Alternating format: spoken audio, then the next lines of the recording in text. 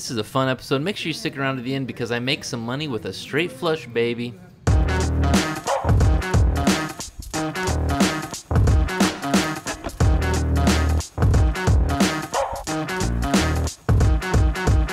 What's up, YouTube? Kato here, and today we're playing some cards. I'm about to hit the felt.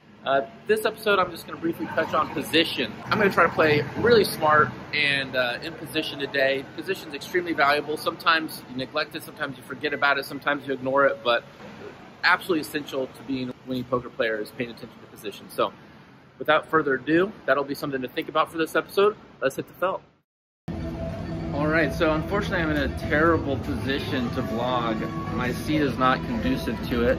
Of course, today's the day where in like 5 hands I run my stack from $200 up to $500. Welcome back, PokerBEASTs. Thank you so much for your support, and if you're new here, which the majority of you are, join the family. Make sure you subscribe and turn on the notification bell because I'm going to be putting out the best, highest quality, low stakes poker on YouTube. That's a promise. It's only going to get better. Let's get into the action because we've got a lot to go over. Make sure you stay to the end of the video because it's a great episode. The first hand that we pick up is pocket aces from middle position, and the player to my right is going to open the action to $13.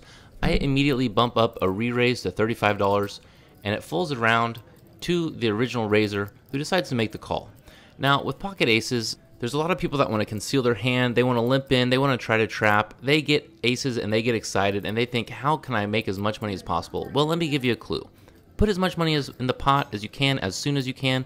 Pocket aces is a great hand pre-flop, but there are a lot of boards that can come out that don't favor you so much. A perfect example of this is the Queen of Clubs, Queen of Spades, Jack of Heart board that comes out, and when my opponent checks, I find this a very odd line to be giving up the initiative right away, especially on a board that favors an opening raising range from early position. By the way, did anyone notice that ace of diamonds that came on the turn? Yeah, baby, and my opponent's betting into me for $18. I think he's trying to sucker me into this pot. Someone needs to call an ambulance, but not for me. I'm trying to take your advice in the comments, which is basically play more aggressive, and with so many options of hands that he'll never fold away, like any queen, king 10, ace king, I decided to go for a raise to $50, and this is our first lesson on position today. With the last position, last to act, I get to decide when the next card comes out. And I decided that before he gets to see it, he has to put more money in the pot. He happily obliges and does something that I was very excited to see. He essentially min-raises me. And I have no reason to think with such a small re-raise that he has anything other than a hand he's willing to go all in with.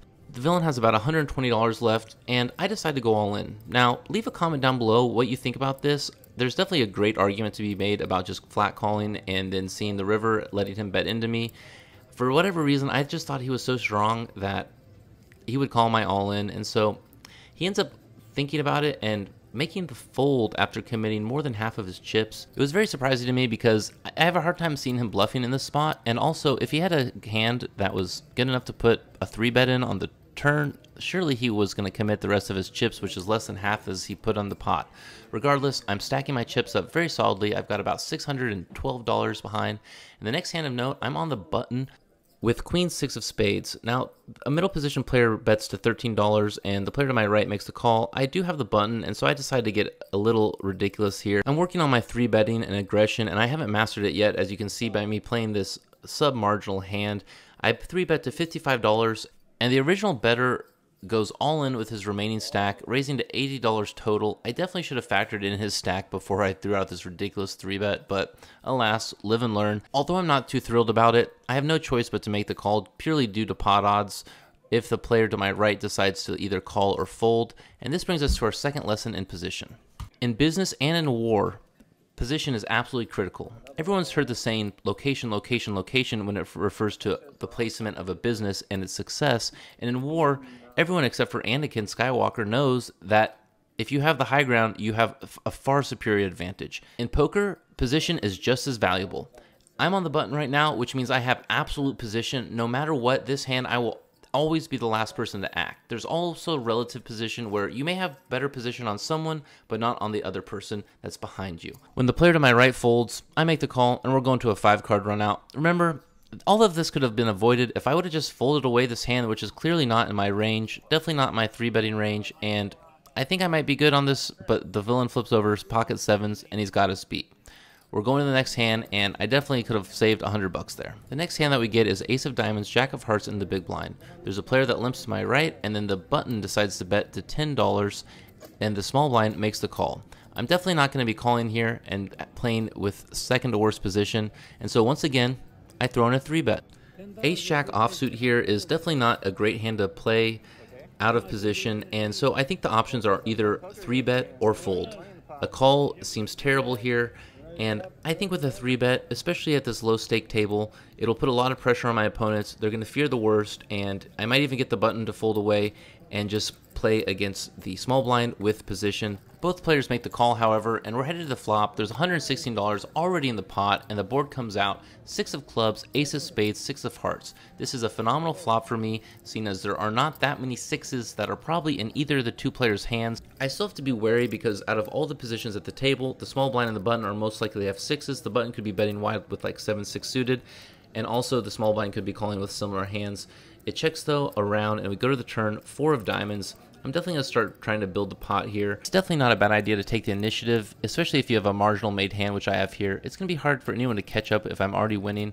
And I definitely maybe could have sized down a little bit, but I decided to bet $50 or a half pot bet. It may have been better to bet like maybe $30 or $20 just to keep holdings in like medium pocket pairs, but they fold immediately and I scoop the pot.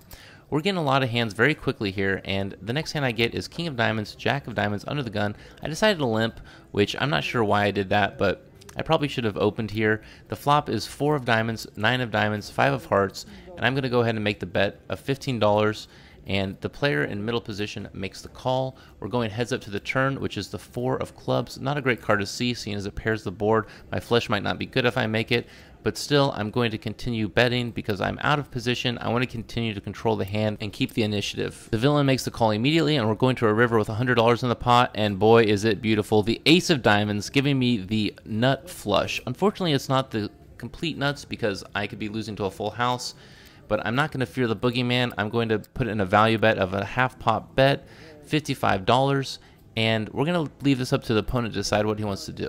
He thinks about it for a little while, shuffles his chips, contemplates. He's getting 4-1 on his money, and correct me in the comments if I'm wrong, but I'm pretty sure that you factor in the bet size that you're calling with into the pot odds. So if he puts $55 in here, the pot will be $200, and so that's a 4-1 to call. He makes the call, and I flip over the good news for me and the bad news for him. I've got the nut flush, and it holds up. I'm scooping a $210 pot, and once again, we're having a great day, a great session. I'm sitting at about $660. We're doing a little full montage now because I finally go through a little dry spell, but it doesn't last too long when I pick up ace of spades, jack of spades on the button. I believe it was Daniel Negreanu, who is a big hockey fan, he's from Toronto, who said, playing out of position is like playing defense, and playing in position is like playing offense. A player buys a brand new stack of 100 chips and makes a bet to $15. I definitely make the call. This is another great spot to 3-bet, but I've been being kind of wild this session, and I want to kind of rein it in. And so I decided to make the call. The big blind also makes the call, and the hijack makes the call. We're going 4 ways to a flop, and there is $61 in this pot already. Remember, when you're playing multi-way action in a raise pot, the pot builds very quickly, and you need to calculate this because it's very difficult sometimes to realize how much money is just in that pot. The flop is not stellar for us. It's a 7 of diamonds, 5 of hearts, 3 of spades. This probably favors the big blind's range most often, but I do have 2 overs and a backdoor spade draw, and that's realized a little bit when the 9 of spades comes. The big blind and hijack check once again, and the original bettor decides this is time to put a little bit of money in the pot. He bets $30 or a half pot bet, and I have some options here. I could just make the call, but I want to increase my fold equity. He may just be taking a stab. What is he raising with that hits his board? So I size up to $80, and I put it in the pot in order to take the initiative. The big blind folds away, and the hijack, who is a very competent player, he plays many, many hours, and he's very smart. He knows what he's doing. It's hard to get him into a situation where he's making a big mistake. He decides to make the call, which is very interesting to me. I did not see that coming. He thinks about it over, and he puts the $80 in. A flat call to a re-raise. This could mean that he has a very strong hand. He could be set it up. He could have a straight. It causes concern, and I hope that the player that originally raised just makes the call so I can see a free river card. This is the value of position. He has taken over the position by being the original aggressor on this particular turn, and it's very important to be able to close that action, to be able to decide when the next card comes. Remember, if you have position, you decide when the next card comes. You also decide when the hand ends. You also decide what is the last bet that's going to be put into the pot. The original bettor thinks about it for quite a long time and decides to make the call. There's now $301 in the pot. This is fantastic. As long as we hit an ace, as long as we hit a jack, or as long as we hit a spade, we're going to see very soon if that comes out. The dealer puts out the river, and it is not a spade, but it is the ace of diamonds. This is a great card, but this is also a scary card. The hijack who just flat called checks again, and this is making me a little nervous. There's already a lot of money in the pot. I'm probably realizing some equity with this ace of diamonds. There's probably no reason to inflate the pot anymore and open myself up to a re-raise. Let's see what the original bettor does. He thinks about it for a little while and he checks, and I go ahead and check immediately, flipping over my hand, thinking it might be good, but no. 6-4 of clubs, the flop straight. The competent player did in fact have the nuts on the flop, was slow playing it, and for whatever reason he deferred the action to me, probably thinking, because he thinks I'm aggressive, that I was going to go ahead and raise again. He probably should have just put in $100 or $150 or maybe even a big overbet of $300 on the river to try to get as much money in the pot as possible. But it was nice not having to make a tough river decision. The next hand that we get is Queen of Spades, 10 of Hearts in middle position. There is a straddle, and I decide to just limp, which is kind of weird that I did this, but I'm still trying to work on perfecting and following the rules of my pre-flop ranges. There's 5 callers. We go into the flop with $30 in the pot, and the flop comes out 3 of clubs, queen of clubs, 7 of diamonds. I hit my top pair. I have a decent kicker. It's not that coordinated of a board, although there is a flush draw, and when it checks to me, I decide to just bet a small, less than half pot bet of $13. I think this is sufficient to clear the field, maybe protect my hand and build a little bit of value. It folds away to the player to my right, and he makes the call. We're going to the turn, $56 in the pot. The turn is the 5 of hearts. This is essentially another blank, and my opponent checks to me again. I decide to continue betting. I'm likely good here, and I want to keep it small enough to where he can still call with 7s, and I make it $20, and he calls immediately. The river is the jack of diamonds, $96 in the pot, and my opponent takes an interesting line. He decides to bet all in a pot-sized bet of $110. Now, if you were to pause the video here and just run through in your head the cards that you think you could have that beat me, it's very difficult to find a hand besides like a hidden set or maybe queen jack that would be compelled to do this. Sure, he could have 5-6, but I highly doubt it. And so with me not being able to think of much that he has that beats me, I make the call, and it was the right call. It was an 8 of clubs, 7 of hearts that he was doing this with, a terrible middle pair that he turned into a bluff when he realized his hand might not be good, and I'm scooping a really nice pot to win. That was a hand that I could have folded in the past, but not today, and I feel great about it. The last hand is the best hand of the night, the most beautiful hand of the night. We get dealt 8 of spades, 6 of spades in middle position, and we're going to a flop 3 ways with $52 in the pot.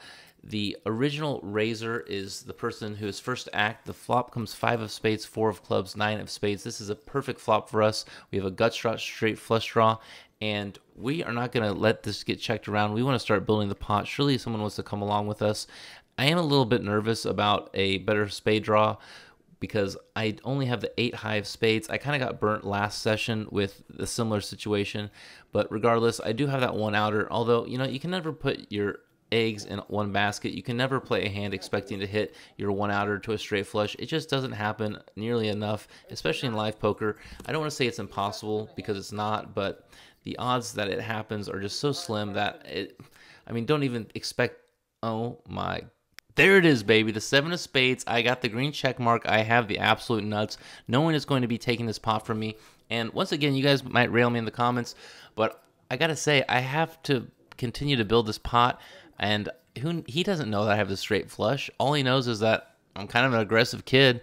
And so I bet $35, 1/3 size pot bet. There's so many connected cards out here that he could be calling me with so many things. He could already have a straight. He could already have a flush. He could have a set and he wants to protect it. It doesn't really matter. I'm not going to check. I'm not going to waste the opportunity to put money in the pot. And he has position on me. He gets to see what I do before he makes his decision. He could easily check back, and we don't want to go to the river and see another spade. That could scare him away. We're just going to continue to try to build this pot. He thinks about re-raising me. He sacks out a large pile. I wonder if he's trying to get a read on me, and maybe he gets it because he ends up throwing his hand away. Unfortunately, I can't help myself but show the table. It's a beauty. A player thinks it's such a beautiful hand that he rearranges it perfectly. All right, great news. My name was just drawn out of the entire room to participate in today's promotion, which is drawing a chip out of a bucket. You can win up to $1,000 with a $500 chip, and then whatever chip you draw, you get the opportunity to flip that chip, and if it lands on heads, you get double. If it lands on tails, you get nothing. And this is my promise to you, no matter what chip I pull out of there, I'm going to be flipping it for the vlog. So I could be risking $500 for this vlog, but I'm going to do it no matter what. All right, that's 50. $50? Now you can keep it or flip it. I'm nervous. Oh, food voucher. Food voucher. And as far as the poker goes, I'm playing pretty well. I'm getting some good hands. I guess this vlogging thing really does turn you into a luck box, but I'm not complaining whatsoever. After about 2 orbits of dead cards, I realized I probably used up all my luck with the straight flush hand, and so I decided, let's book a win. And that's exactly what I do. I collect my hundreds, and I go home. Mission accomplished. All right, we've wrapped up another session. Successful day, exciting day. We hit the gut shot straight flush. Didn't make a lot of money, but it's always fun to hit a straight flush. We bought in for 200, cashed out for 686 for $486 worth of profit. Great day. We're getting in, we're getting out. 4-hour session under our belt. If you're enjoying this content, please subscribe. Please help the channel grow. The majority of the people watching these videos have not subscribed yet, so I'd really appreciate that. I'm trying to grow this channel big in 2021, and I can't do it without your support. So I appreciate it, and without further ado, see you next time. Kato out.